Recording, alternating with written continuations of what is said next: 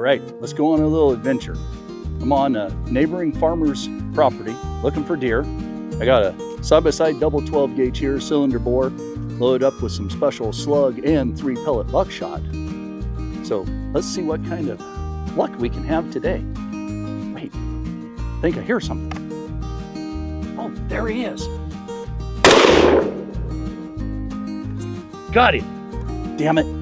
I don't have any good gear with me. Now I gotta walk the mile back to the truck to get my stuff.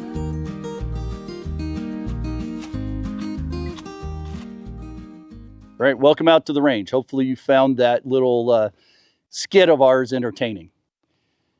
So today we're going to be talking about what you carry with you into the field, whether it's in your pockets or your pack or whatever, for the specific type of hunt you're doing. And I'm going to talk today about 3 different types of hunt that most of us do.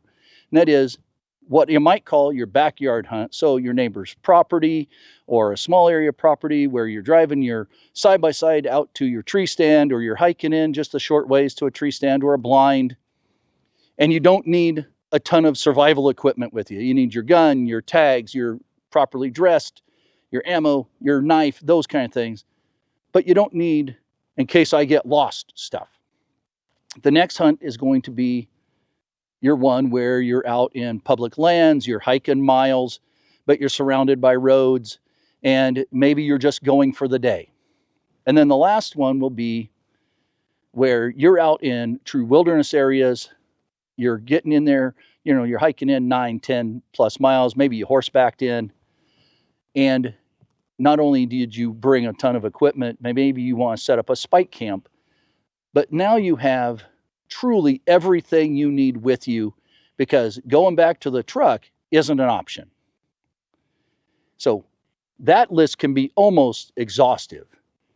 And as Paul would say, ad astrum, I'd want to say, about how we could just go on and on and on about just the gear in your pockets and the equipment. Now, this is specific to hunting packs, not your 3-day emergency bag, not your bug out bag, not your Tiatuaki bag, just going out and trying to get a big game animal and or small game animals, whether it's jackrabbits, upland game, etc. All right. So now I'm dressed in what I would call your small, short, know where you are, your neighbor's property, your property type hunt. You're only going to be gone a few hours, maybe right at dark, maybe right in the first of the morning. I have with me for this example my Winchester Model 94 Legendary Lawman in .30-30 caliber. It is a firearm that my father gave to me before he passed, and he's had it since the 70s, so the value in it is the family value to me. Yes, I have shot this already. Let me set it down so I can get into my pockets. All right, I am modeling my version of Paul's hunting jacket. It's Filson brand. It's what they call their field jacket. It's got a game bag on the back. It's got pockets up here, double pockets down here. So in the pockets, I have a secondary handgun, firearm, 3.5-inch barrel, Model 27 Smith & Wesson 357. Over here, I have ear protection, extra rounds for the .30-30, and 6 more rounds for the 357. If I do more shooting than that on my short hike in my backyard, I've got a problem. Keep in mind, the truck's only a few hundred yards away, and you can walk back. So up here, just in case something should happen, I've got a 30-minute fire pull, easy go, guaranteed, and a lighter. I have my cleanup supplies, so a bandana, and then what Paul used to love, let me see if I can get a close-up for you. These are, put a little drop of water on them, they become big towels. You can use them as toilet paper, wash your hands off after you get your game animal down. All kinds of uses, and they're very compact and very nice. In the back, I do have a fairly major trauma kit with first aid supplies. See our video on the differences.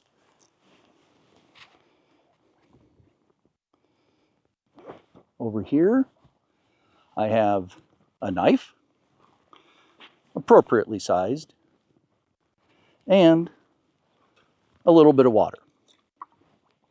Because you need to wash your hands, and I think you should always have water to stay hydrated. And that's it for the type of gear I have with me.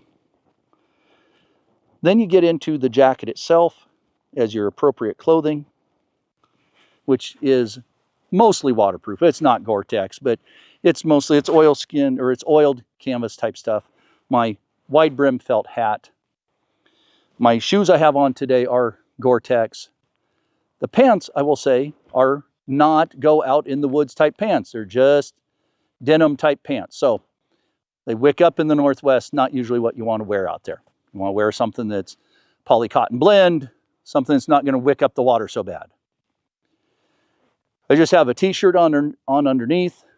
Again, if I was really prepping better, I would have something like Under Armour or any of the other synthetic materials that do a great job of wicking, and they don't absorb that, or they don't get as cold as a regular standard cotton t-shirt. Keep in mind though, this is an example of just going out for a little while, close to home or close to your vehicle. So if it did start pouring, if I did get soaking wet, I could come back to the vehicle. If I did get an animal down, I wanted to keep the heart and liver, I could put it in one of these towels that I have with me. I could put it in my game bag, which is designed for bloody birds and so on. And you might carry a little bit less, but the same type of stuff if you're doing an upland game hunt. So you park at the field edge, you go do your hunt, you're coming back. You are not expecting to be out long distances and overnight. So, with that being said, let's take a break. I will get some different gear out, and we'll talk about the little bit longer hunt out in the wilderness where you might want to be prepared to spend the night and build a shelter, those kind of things. Okay, so now we are set up for an intermediate hike slash hunt. And again, I am not wearing the top to bottom clothing that I would like to. Normally, to be honest with you, I wear some sort of camouflage with the appropriate orange if that's required. And that's all poly cotton blend, so it doesn't wick as bad as denim and it dries out quicker if that's what needed. And then I put on synthetics type stuff underneath that for the appropriate temperatures that I'm in. I always have my wide brim hat unless it's super hot, and then I'll have a boonie hat instead. So we have out some stuff here, a little bit more obviously than if you were going on just the backyard slash your own property type hunt. So let's start with the pack. This is, now keep in mind, anything I say is just what I have from my experiences and is an example to you. You need to go out, find what fits and works for you and the products that are going to be what you need. So I have a Trail 40 REI brand backpack. I like this style only because it has outside loops on it, on the bottom, on the middle. It's got daisy chain type stuff. It's got a bag here that you can put your wet gear in or your raincoat, easy access, so on. On the inside, it has a big pouch here. It's water bladder compatible if I like to go that way. I don't like necessarily the camelbacks. That's just for me personally. So that is the backpack. I like to be able to take off my coat if I need to, strap it to my gear. If you were really adventurous and you had trekking poles, it's got trekking pole holders, very nice, and ice axe or your hatchet, etc. holders on it also. Right here, anyway. So, not in no particular order, I've laid out these in kind of categories. First of all, you should always take some snacks with you. Pop-Tarts were one of our favorites. One of Paul's favorites and mine too. I like Snickers bars. Again, we're not sponsored by anybody, folks, so I'm just throwing out name brands that we like. You make your own choices. The headlamp, this one does red and low white and high intensity white.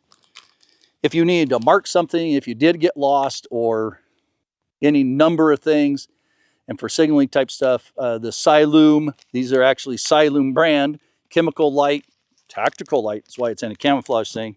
I think these are the 6-inch, and green, to be honest with you, works the best in all the colors I found. Green and or yellow work the best. And these are 12-hour ones. They'll give you, they'll be seen longer than that. I wouldn't count on them to gut your animal and stuff. Short story on that, I thought I was going to save weight one year. I took my flashlights out. This is long before little tiny headlamps. And I carried a couple of these with me. And it looked like a match in a cave when I was trying to gut my elk that I got late afternoon. So they are not a flashlight. They are a good marking device. They are good to hang for ambient light inside your tent or your shelter. I wouldn't go hiking around the woods with them as trying to see where you're going. Again, that's what headlamps are for, and they make super tiny ones nowadays. All right, comfort items, toilet paper, of course, way more than I need to carry, but that's the example today. Again, the Aqua towel, put a little bit of water on these. They make a big towel.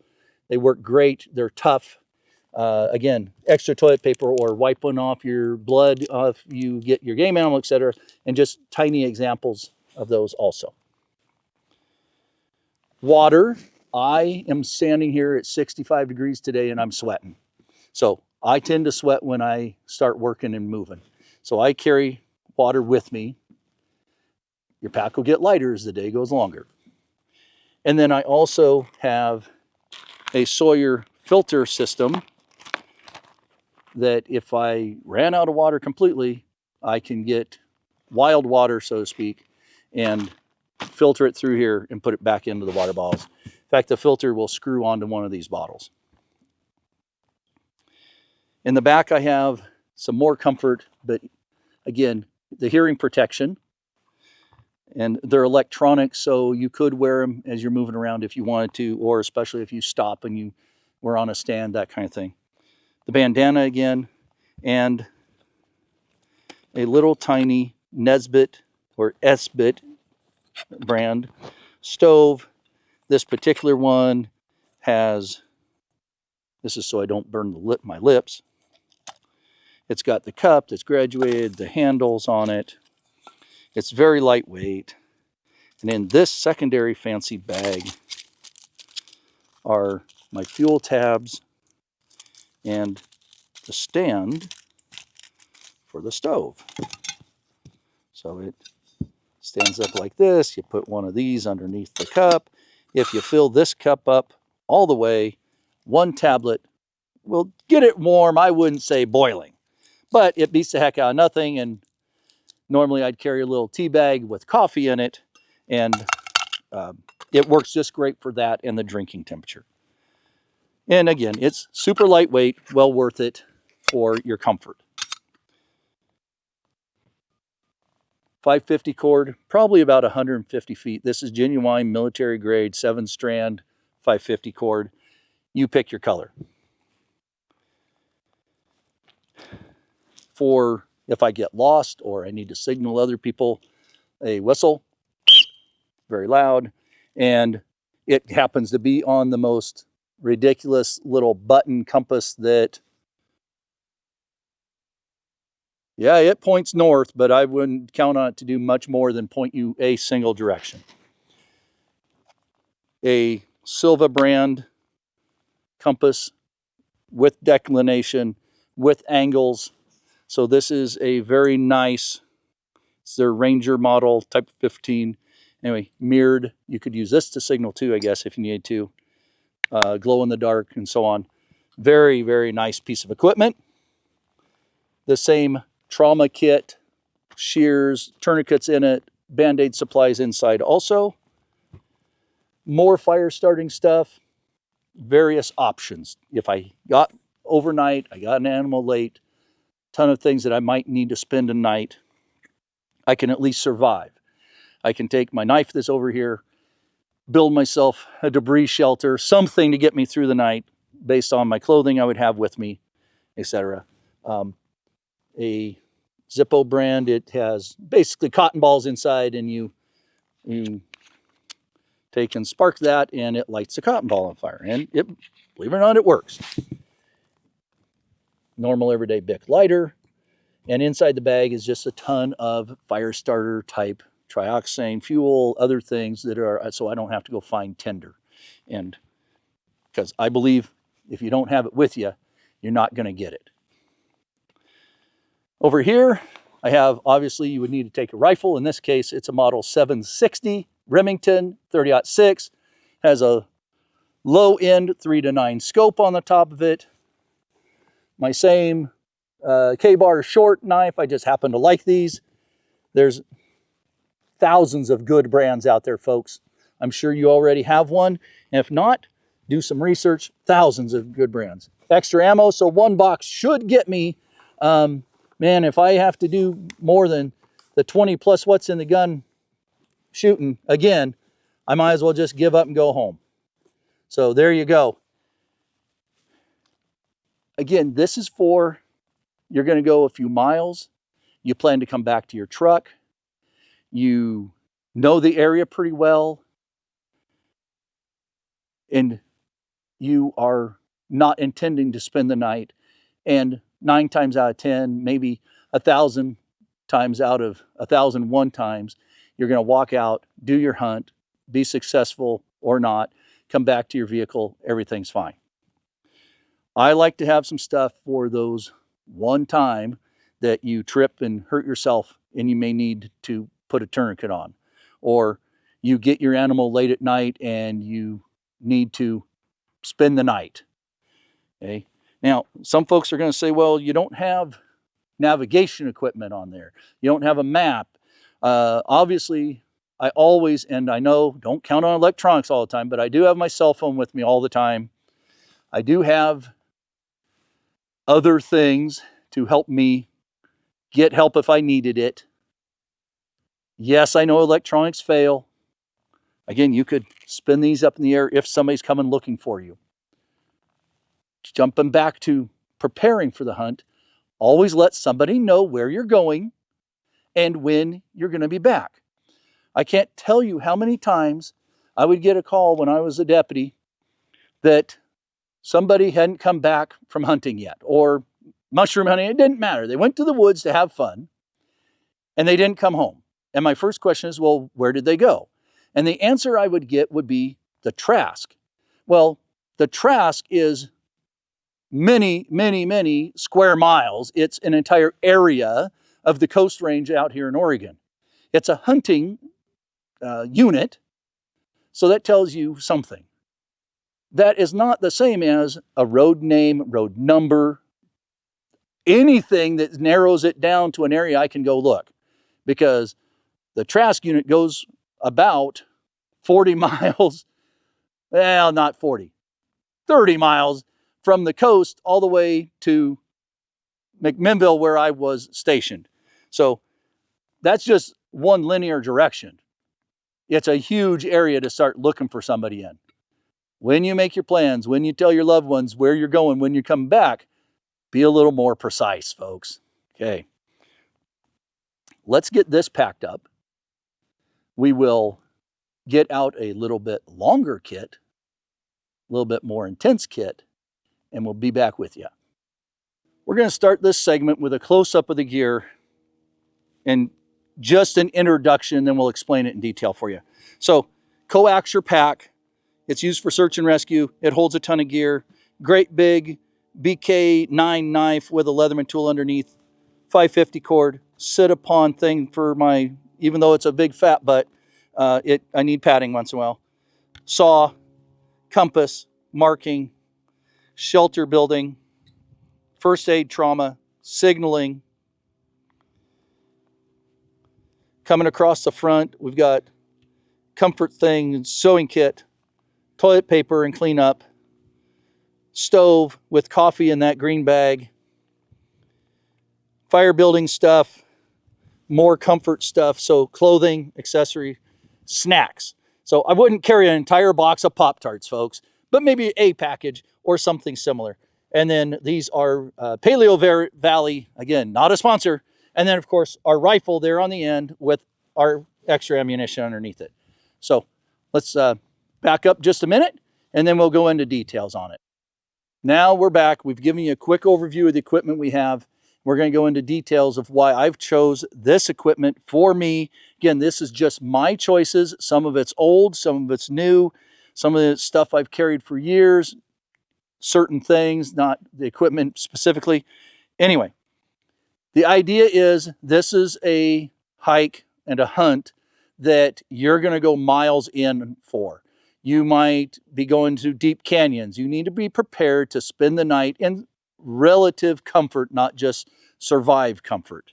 You need to have extra food with you because you're going to be gone hours or maybe the entire day, or maybe you just plan to take a day to get into the place and then hunt the next day. So let's go into detail. This, in my opinion, would be the bare minimum that you'd want to take with you if you were going to do that.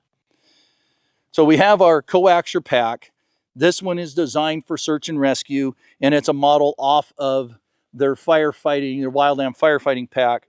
And so it's got various compartments. On it, I have a great big knife instead of a hatchet. I have this great big knife.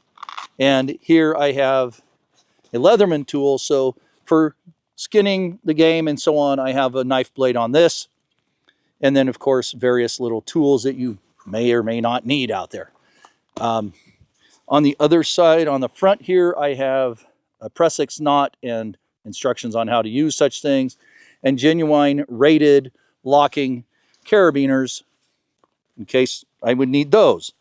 On this side, I have a pouch that carries my 550 cord, comes out the bottom, and surveyor's tape, which I'll show you here in a little bit. A 100-ounce, 3-liter Camelback is on this also, so I don't carry a lot of extra water.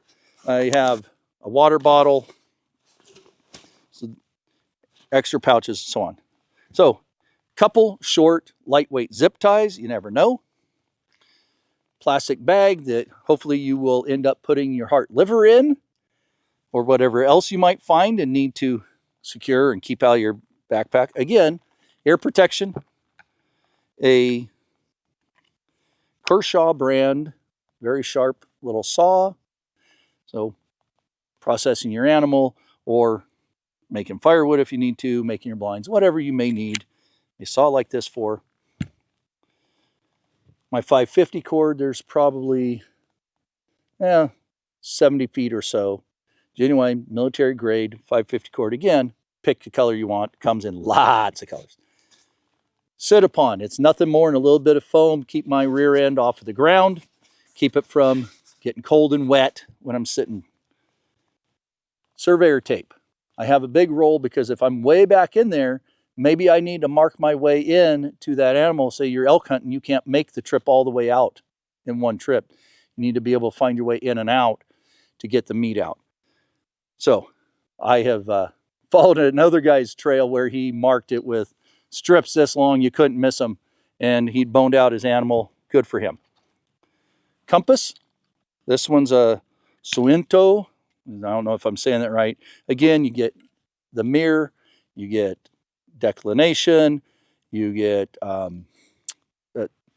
angles, so you can see how steep a hill is. Very nice. Okay. We have a little flashlight. I want to say it's 500 lumen. It takes batteries, not rechargeable. Extra batteries. I've got 3 or 4 different sources with me. A reflective on one side, green on one side, and shiny silver metal on the other side. Heavy duty tarp for putting on the ground, putting around you, helping build your shelter if you need to. The silver, again, remember, it helps reflect your body heat back to you. Here is a tube tent, all silver versus orange plastic. Comes with a little piece of rope. Basically a tube tent, if you haven't seen one before, you run a rope through the middle, or your 550 cord, you go from 2 trees, you run it through the middle, and you stake out the bottom, and it gives you a tube to sleep in. You close off one end, you put brush over it, whatever, you get in and out. And again, the silver is supposed to help reflect your body heat and or any other heat you have in your shelter with you. This is military grade tripwire. It makes really good if you thought you were going to be out there forever, or maybe you wanted to practice doing some snaring while you're in there. Makes good wire for that. It also makes good wire for tying up various things, putting your shelter together. Maybe you're holding sticks together, whatever. A bivy bag. Again, it's super lightweight. I'm not going to take it out because you never get it back in there. But yes, my big rear end will fit into it. I've tested it. It's just one more layer after you've built your shelter to put around you. A inflatable pillow. Again, something else to sit on, help protect your hip off the ground, make you a little more comfortable. Very small, sort of lightweight.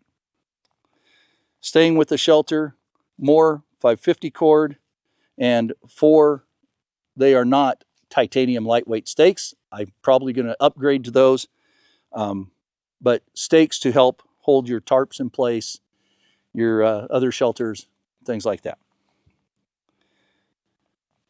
And then the flashlight, the orange thing's just to hold the tape. Gorilla tape, probably, I don't know, 10, 12 feet of the 1.5 wide Gorilla tape. And this tape is electrical tape, just your plastic electrical tape. Comes in handy for a lot of different things also. Because we're going farther in, I have a very, and unfortunately heavy, well-stocked first aid / trauma kit. Not going to break it all out because it's a pain to put back, but I'm going to open it up for you. Heavy duty, latex free, I believe, but gloves. Okay. In this, I have medications. I have major stop the bleed stuff. I have all kinds of hold bandages in place, vet wrap, snake bite kit.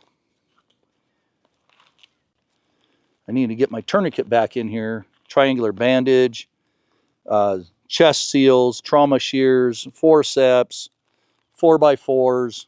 So stuff for major bleeds and stuff for minor bleeds. And again, medications like painkiller type stuff, antihistamines, those kind of things. Plenty of illumination and marking. Going back to the surveyor tape, if you wanted to try to mark your trail, if it's getting dark, into where your animal is, or you need to mark your shelter. I've done a couple minor lightweight survival school type things. And when you build a shelter, especially if it's green side out or it's brush, you walk out into the dim light and you turn around and you've lost your shelter. So again, bright orange on your shelter works, and hanging a couple Kim lights, Siloom brand, again, not a sponsor, but Kim lights on your shelter works great to be able to find it. You get up in the middle of the night, you go off to use the bathroom somewhere, you lose your shelter, okay? A whistle for signaling, notepad for when I get bored and or to leave notes if I truly did get lost and I was moving my position. Right in the rain notepad, the water won't destroy the paper, and just a regular everyday pencil. Headlamp that does white, does less white, red, and green. I am told that red and green will not spook animals. Now that's one little bulb. I wouldn't want to do a lot of navigating with it, but if you were walking into your blind early, before light, something like that, this would be very handy out there also. A genuine stove. And we'll see if we can heat up some water here. There we go. I know it's going to be a little loud. I'll speak up just a little bit. So carry that with me. It's a genuine stove. It's faster, it's hotter, more boils of water. You can purify water with if you need to. Sewing kit. You never know when you might need a sewing kit. Bug spray. Comfort, toilet paper, actual Baby wipe, rear end wipes, a lot of different brands out there. They're making them in camouflage now for men and anybody else that wanted to use them. Again, the same type of towelettes, put a little water on them. Toothbrush, if you don't like your teeth dirty overnight. Break them open, shake them. Hand warmers. These are really valuable in your boots sometimes or your socks at night. These are Hot Hands brands I've had for quite a while. Different brands out there. Let's see. This one just says Tech Sport is another brand. In here, and when my water gets heated up, because I like coffee, because I've been a cop so long, I don't know there's any other beverage out there besides coffee. Homemade coffee. My wife would be proud of me. Organic, mold-free, everything else free. And I just bought the bags, ground coffee, put them in there. So there you go. Fire kit. It's got this black tube is basically it's a bellows, but you blow through it, you can get your fire going. In here are waxed little plugs of cotton that are commercial. An SOL, Survive Outdoors Longer brand, similar to Sterno, but gelled fuel cube that you can either use to start your fire or in case you ran out of fuel. Again, one of these very fancy, very nice pull string 30-minute fire starters. Vaseline coated cotton balls, storm matches,